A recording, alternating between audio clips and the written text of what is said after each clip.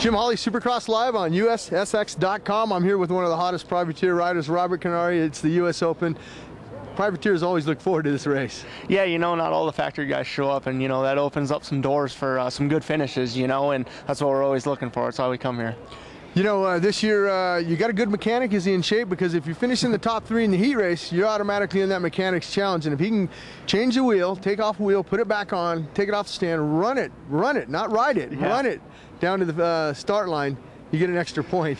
And that's what we're looking for. I know he's been practicing his butt off. They did some little tricks to the bike to try and get that wheel on and off a little quicker for him.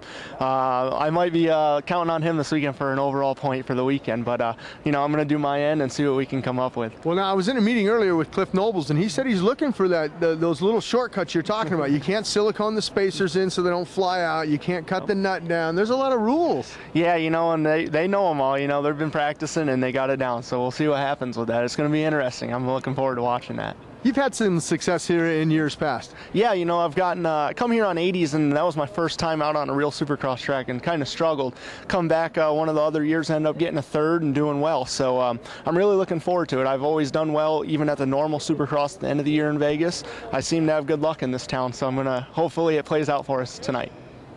You mentioned tonight it's going to take a good start. You're going to have to be somewhat aggressive. You're going to have to make some moves, and you see a lot of, as a rider, do you worry about that? Like if you make a move on some guy because the track's so close to each other, the guy goes off and runs into another rider?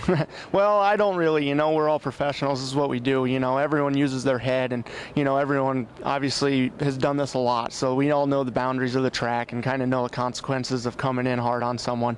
And we all try to race as clean as we can. But like you said, it's a tight event. There's going to be some bumping for sure, but I don't think you'll see anything too crazy, guys coming head on with you or nothing. Last year Dungy rode a lights bike here. Do you think a lights bike has an advantage? It almost does. It does and it doesn't. It can once you get going, but on the start, obviously this race is big on start, and a 450 might be able to get the nose out in front of those 250Fs off the gate, but we'll see. You heard it from Robert Kiniry. He's riding a 450. He wants to get his nose ahead of everybody else going into that first turn.